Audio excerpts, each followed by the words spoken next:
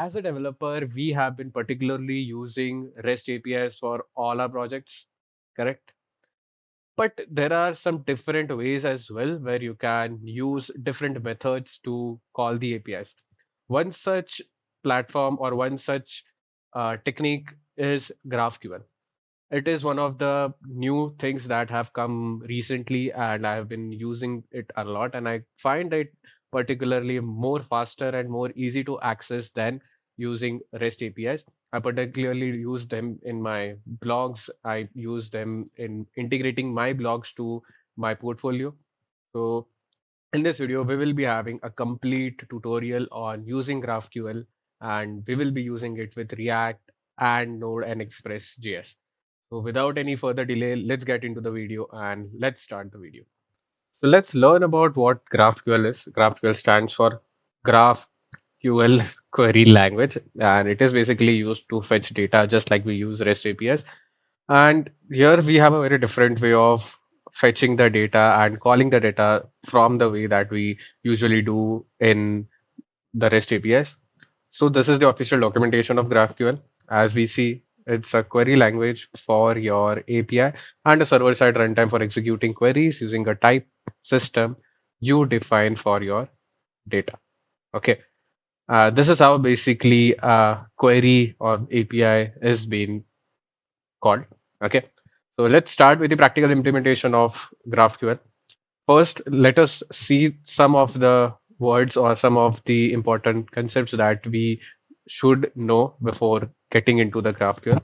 So I'll just write here resource or concept.txt just to give you an example and just to give you a start with it. So what is GraphQL?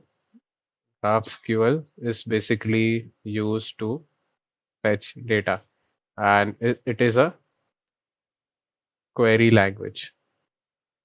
Okay. It's a query language and used to fetch data. Then we have something called resolvers. These are basically the functions. It's singly, not doubly. These are basically functions that handle fetching the data for specific queries of fields, queries or fields. Okay. These are basically the functions that can help to fetch the data for any specific field or query. I think you may be very familiar with this term called schema. The schema means here as the or we can say it defines the structure of data. Okay, what kind of data or what is the structure of data that we use here? Then we have something called mutations. These are basically used to modify data. Modification of data means create, update, update, and delete. Okay, this is how basically we modify data. It may be in any form. Now, next we have something called subscriptions. Subscriptions. It's like these are used for real time data updates. Okay, these are basically the concepts, basic concepts that you need to understand, and you need to have a basic knowledge on this so that you can get started with using GraphQL. Now, to set up the environment here, we need only two things. First would be the Node.js because we will be using Node, and any other dependency manager that you are comfortable with. You can either you go for npm or you can go for yarn. So I'll personally go for using npm because that's what I particularly use. And we will create two folders. One would be the server and one would be the client. Okay. So now inside the server folder, we will be starting with creating the backend cd server, and we will initialize package.json over here npm init-y. Okay, we have initialized package.json, and what we have, let's see. Yeah, name, version, scripts, everything. Now we will be using the dependencies which are express. We will be using GraphQL, and express GraphQL. Okay, so these are basically the dependencies that we'll be using. Express will be using for building the server, and GraphQL and Express GraphQL for the GraphQL integration. So let's just install these dependencies. Okay, we have installed the dependencies. We'll just now start with creating a basic server, server.js. Okay, we have server.js over here.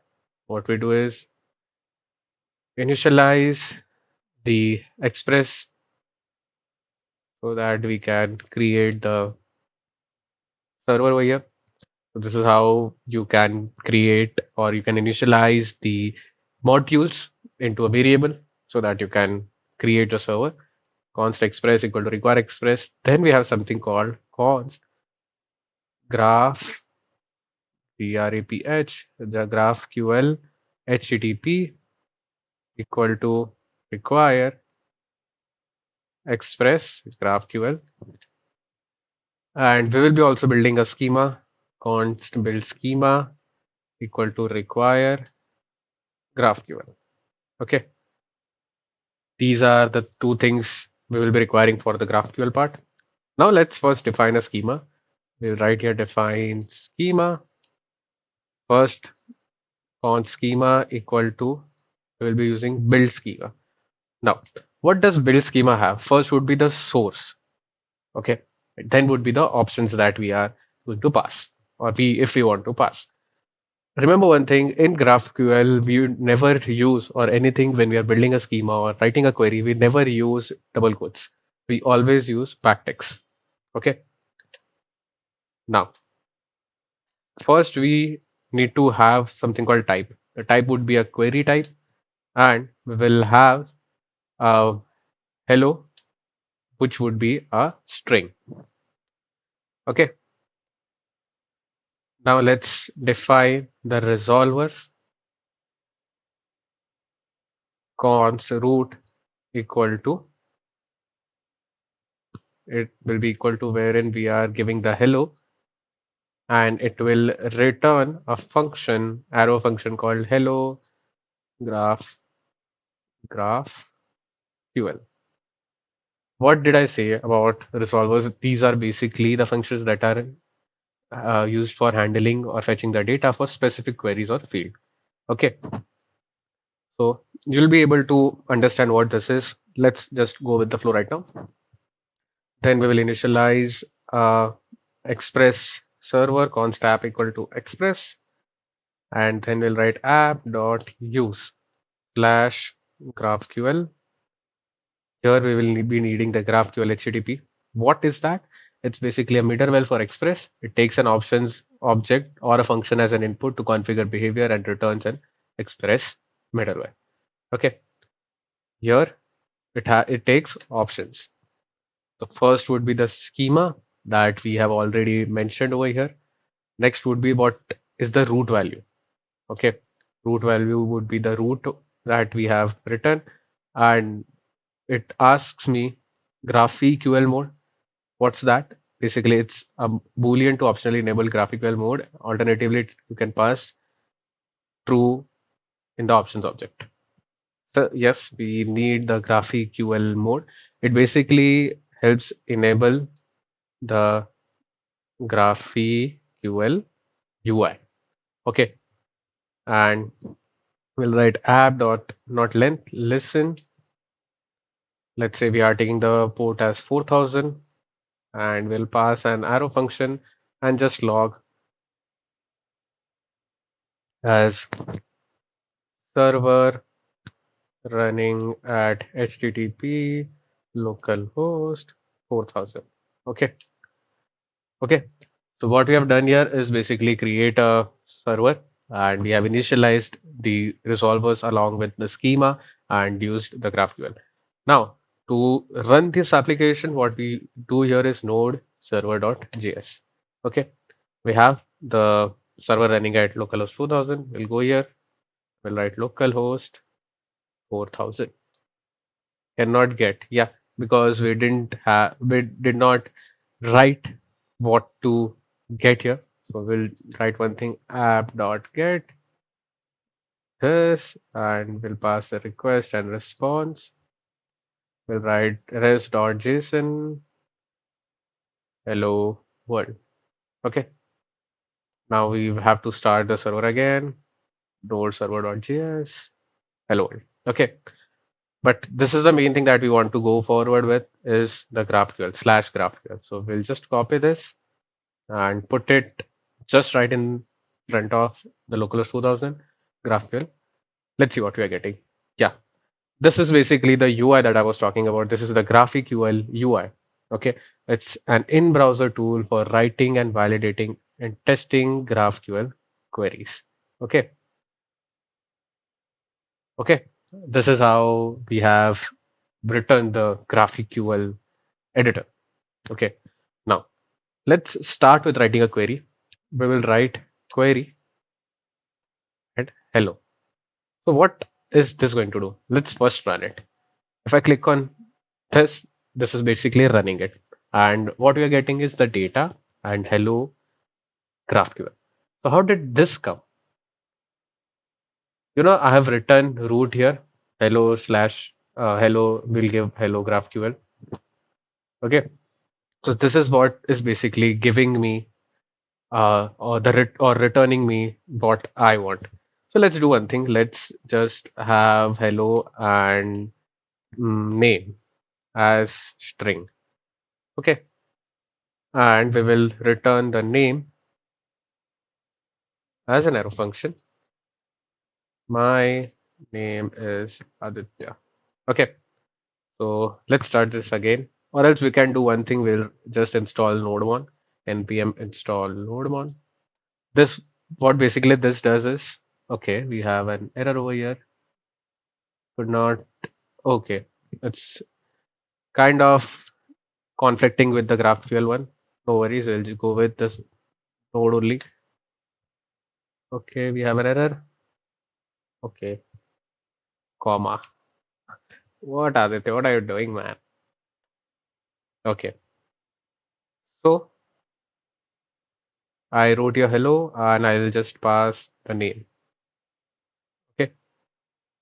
And let's see what we get. Yeah, my name is Aditya. So what we are doing here is basically we are firstly defining the schema, what we want, and then we are defining the functions that we want. Like if this particular value comes, you have to return this particular thing. Okay. So let's try getting it dynamically. Can we do that? Let's see.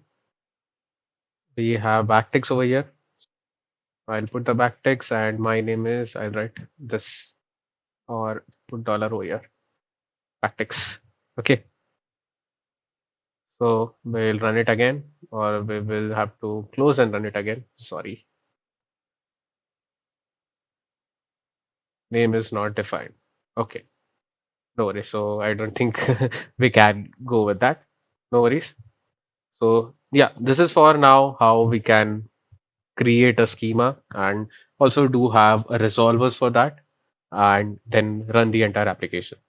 Now, let's move towards adding some custom types and queries. So we have hello as a string. Let's add a number as integer, and we can greet there should be a function which will greet us. Then the name would be a string, and if we wanted the name to be a string, we will have put a exclamation mark. Okay, and this would be a string. Okay, it's basically like we are defining the types just as we do using TypeScript. And in the root, we have the hello GraphQL. Let's say we are passing the number as, or if we want to return the number as 50, let's say we are returning as 50. And we will also have the greet function wherein we will have the name and it will return us hello dollar name. Okay, so what we were doing earlier is, as I said, that we did not even pass the name. Then how could it give us the output over here? Correct. So this is how we are defining the greet and then returning the name. So let's start the server once again. CLS node server.js. Okay, there's an error. We get, okay, we have to keep it as capital. No worries, sir. Node server.js. Let's go. Let's go over here. And in the query, let's have uh, the name, or we have to put the greet function here. The name would be Aditya, and we'll pass the number. Okay, and a comma over here. Let's try running it. So what we get? Hello Aditya, and the number is 50. Let's say I put up another name as Abhishek. I'll just zoom it in. Yeah, I've written Abhishek. I'll just click on run. We get hello Abhishek. So yeah, we can get these values dynamically. Okay, so this is how you are able to create your function. Okay, along with typecasting the values for every individual thing that you want. Okay, so now let's move over adding realistic data and queries. Okay, so what we'll do here is we will actually update the schema. Okay, and we'll remove this. We will just remove this, and we will add first would be an ID. Okay, we want an ID. ID will be an ID. Then we will have a name, which will be a string, and an email, which will also be a string. So this is the first query that we want. And the query name would be, let's say we are keeping it as a user. The next would be, let's say the query name is query only. And we will have users, which is in the form of an array. This user, which means that this particular schema would be in the form of an array over this particular query or this particular schema, I'm sorry. And here we will have the user ID as ID, important, which will be from the user. Okay. Now what we'll do, we'll just add some users over here. We'll write const users equal to the array. We'll have an array of objects. ID would be 1, name would be Aditya, and email would be aditya@gmail.com. Okay, let's add one more over here. We will just add Hari's name Hari, and we'll add hari@gmail.com. Okay, so these are the users that we have added. What we'll do in the root here is something you need to look upon. We'll remove firstly this. What we have here is the users, correct? These users will return us the users. Okay, and for a particular user, to get that particular user from that ID, we will get users dot find. Here we will be using the JavaScript, which will help us to get the user of that ID. We'll write users dot find that particular user, where the user's ID is equal to the ID. Okay. Here the triple equal to operator means it will also check for the value and the type. Okay. So we'll start the server again. Okay, we have the server again. Restart. Okay, we could not find, obviously because we did not pass the anything over here. So in the query we will have first the users, where we have the ID, we have the name, we have the email. Okay, and the user would be, we want the user ID 1 space. The ID we want is the first one along with the name and email. Okay, so this is how you are basically using the queries and or making the queries, wherein firstly you are calling up the schema, that schema that you particularly want, and then you are just passing that which value of that particular schema are you really interested to get. So when we click on run, we get the users the ID 1. Okay, the ID should be 1. See, first we got all the data for that users, and then we got the ID 1. If we put this as ID 2, we get as ID2. Okay. So this is how you are able to make queries. Okay. And the difference between this and the one that we use in REST API is so different because here you are directly writing up the things that you actually want. Okay, you are not writing up a large amount of code. You're just writing what things you actually want. Okay, so this is why GraphQL is something that you can start with in your upcoming projects. Now, let's add the ability to add, update, and delete the data. Okay, and what is that called? That's called mutations. So till now we have learned about resolvers, schema, and now we'll be going forward with mutations. So we have the type ID, name, and email. Yeah. We have the query. Let's say we don't want this one. Okay. We will add a mutation. Type mutation. First mutation would be to add user. Wherein we will be passing the name, which will be a string value, email, which also will be a string value. Okay. From which mutation will be, from which query we will be, not query, from which schema we will be writing the user schema. Okay. And here we will just write const users, which be an array. Okay, because initially we've had the values which are hard coded. Now we will be dynamically adding the users. We'll write const root. Okay, we already have root. Sorry. The resolvers, what we'll be doing here is first the users will return the users. Now what we have is add user. Okay, we have the add user mutation, which will be taking what? The name and the email. Okay, and it will be making a function call. Okay, so here what we are doing is just using JavaScript. We'll be adding those things. We are not using any kind of database over here to integrate it. So you can just add up some integration queries for the database. Like after this is done, you can actually push that data into the DB. So what we will be doing here is we will be initializing a variable where the ID will be dollar of, not hashtag, dollar user dot length my or plus one. We are not subtracting the values, we are increasing the values, and we will be having the name and the email. Okay, now what we'll be doing, we'll just push it into the array. Const user dot push the user and return the user.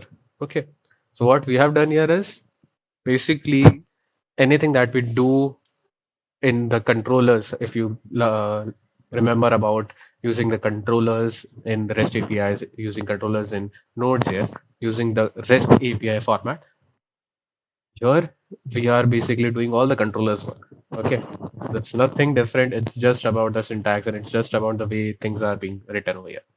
Okay, now let's restart the server and let's try doing a mutation over here.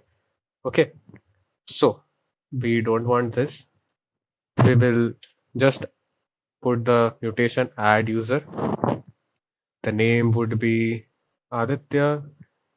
Email would be aditya@gmail.com. Okay. And we need the ID and the name. Okay. So let's run. Cannot query field type queries. Okay. I guess we have to restart the entire server. Just a second. We have returned the add user over here. We return the type mutation. Correct. I guess there is a indentation error. CLS node server.js and we'll do a hard restart and run. Okay, there is some error that we are facing right now. Let's look into it. We have the type mutation, add user, wherein we are passing the name as a string and email as string, and we are passing it into the user, correct? And the query is the same. Okay, and then we have the const users, and in the add user we have the name and the email along with an arrow function wherein we are writing const user equal to ID. users.length plus 1 and name and the email, and we are pushing users.push user and returning the user.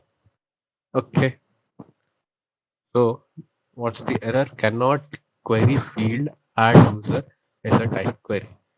Line number 2. What's line number 2? Let's see. So the error that we are facing here is it shows cannot query field. Okay, because we are writing here as query, but we need to write as mutation because that's the thing that we have actually written and we have actually mentioned in the query itself. We'll write and run it. Here we have the ID as Aditya and the ID as name and the email as Aditya. Let's say we want to display the email as well. We'll write email and run. Okay, and we will have another name hari@gmail.com. Okay, and run. Okay, okay. Now this is how we are actually adding the data.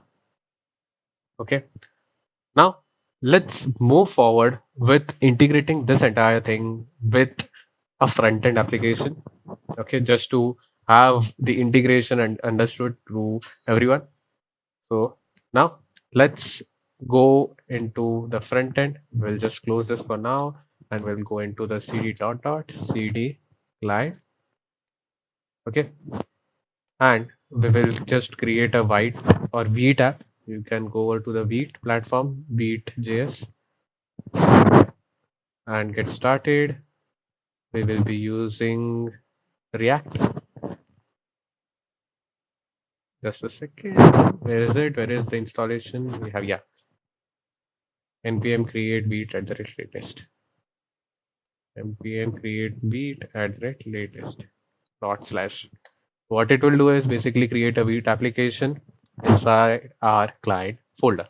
We'll be using the React framework allow just with TypeScript. We will not go with sorry, we will be going with the JavaScript, not with the TypeScript. Okay, and we'll write npm install just to install the dependencies. And here we will be using two other dependencies. One such is the Apollo client. Okay, and we will be using GraphQL. Okay, these are the two things that we will be using. Npm install @apollo slash client and GraphQL. Okay, until it is installing, let's see what are those things. Apollo client is basically used for the front end integration for GraphQL.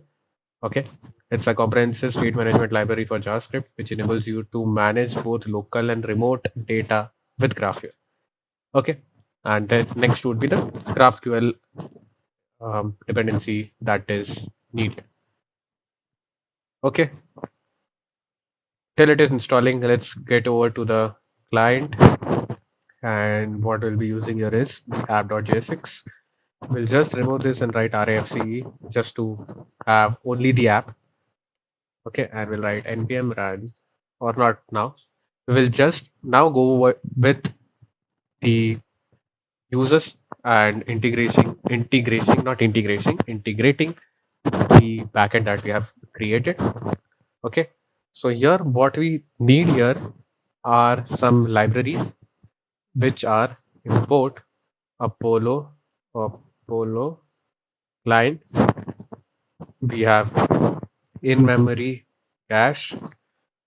Then we have something called Apollo provider use query GQL, and we'll be importing it from @Apollo client.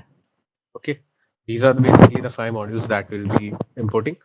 Now we just have to initialize our GraphQL application. We'll write const client equal to new Apollo client, wherein we will be passing two things. First would be the URI. URI is basically the backend from which we will be calling our API, which will be http localhost 4000 slash GraphQL. Okay, and we will also be putting up the cache using new in memory cache. Okay, that's it. That's how we initialize our Apollo client. Now comes the best part wherein we are actually using the get queries. We'll be writing get underscore users equal to GQL. GQL. So what this does is basically help us to create queries from the front end, GQL, and then backtext. As I said, when we are using GraphQL, we never use the double quotes. We always use the backtext, and we will be passing the query. We need all the users with the ID along with name and along with email. Okay, we need these three things.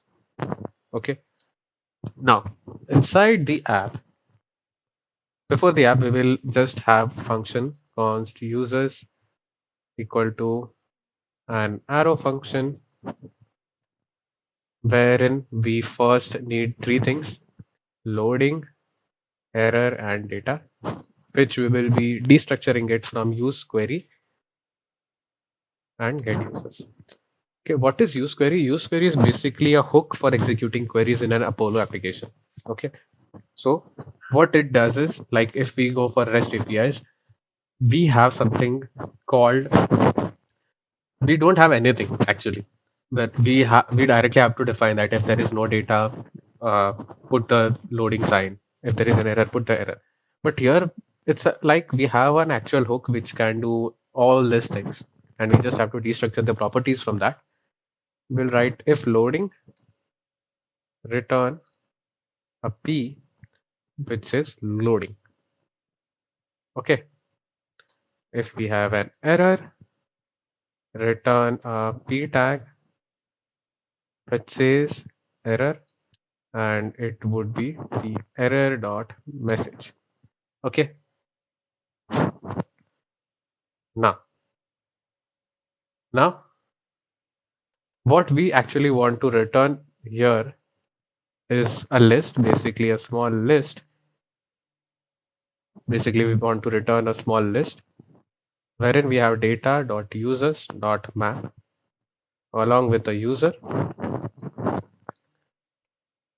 wherein basically we'll be putting up a list where each key is the user dot id, and we want to just display the user dot name and the user dot email. Okay, these are the two things that we are actually getting it from the front end, and this is how we do it when we are using REST APIs as well.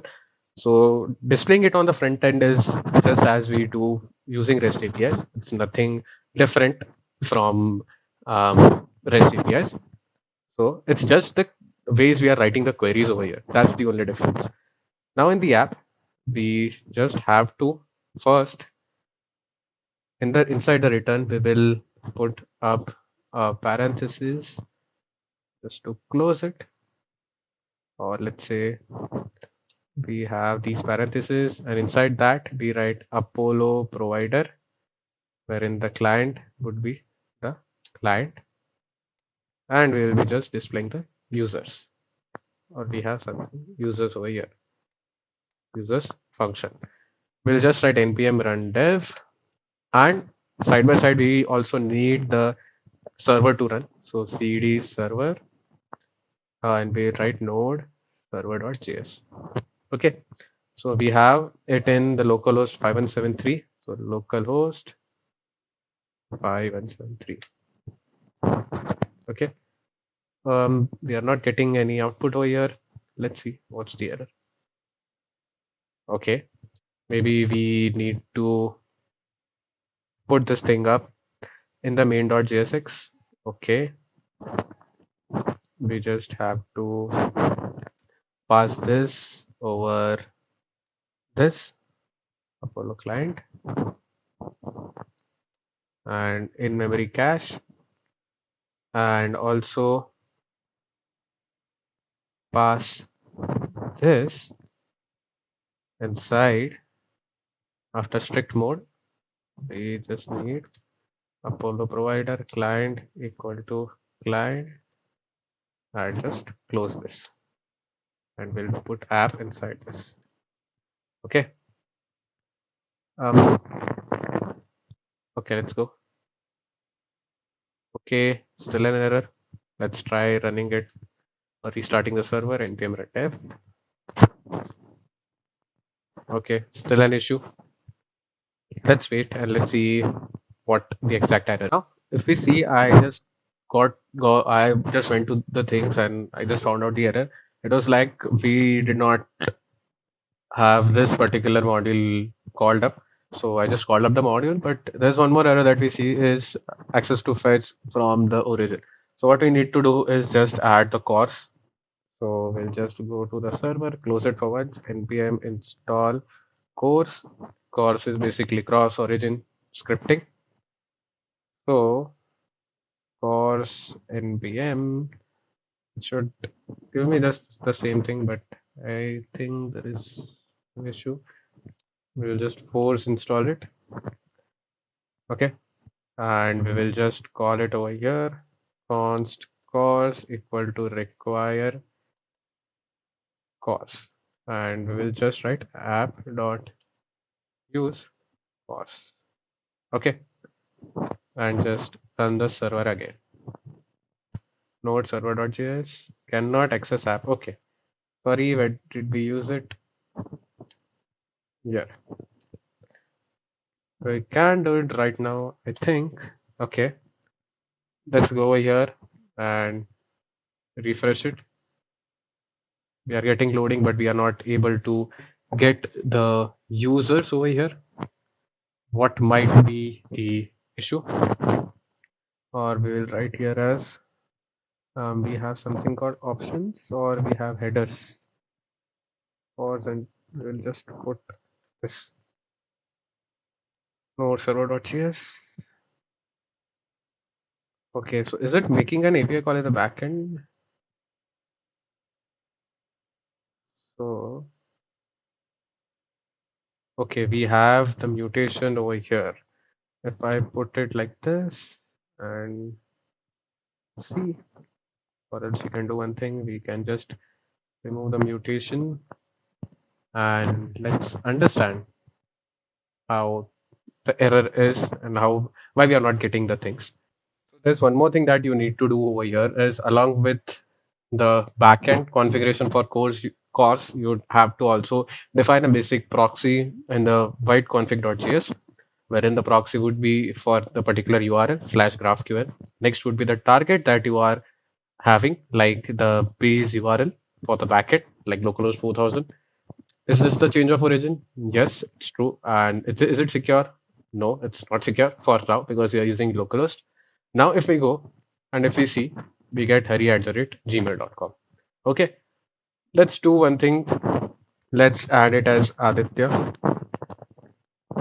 and Aditya. If we run it over here, we get Aditya, and let's refresh it over here. We are getting Aditya and Hari. Okay, let's try one more. Let's say Abhishek, and abhi@gmail.com. We'll query it here, yes, and let's refresh abhishek@gmail.com. So yeah, this is how you can create APIs using GraphQL and also integrate it in the front end. Okay, and in this video, we particularly focused on understanding what GraphQL actually is and how we can move forward with GraphQL. We learned a lot of things about schema, we learned about resolvers, we learned about mutation. Now, what your task is after this video is to create a CRUD application using GraphQL, wherein you are integrating your project with a database. If you want, please comment project on in the comment section, and we can have a complete CRUD application using GraphQL along with database integration with MongoDB. And I think this was the first ever English video that I shot on Coding Adda for a tutorial. So do let me know how the video was.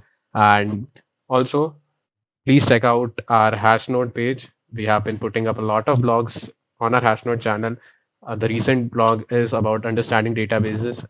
And these we also have resources over here that you can access it along with the Dev Exchange videos. All the resources would be posted over here in the Dev Exchange section. And also If you still have not subscribed to our YouTube channel, don't forget to like, share, and subscribe to the channel. We have been posting up a lot of videos from the last 3 years, and with your support, we will be posting a lot of videos further. And also do check out our podcast sections where we have awesome guests and awesome podcasts all over our channel, from startups to developers to um, placement people to DevRel to jobs to AI to everything. So yeah, this was it for the video. If you like the video, make sure to like, share, and comment. And see you in the next one. Until then, bye bye.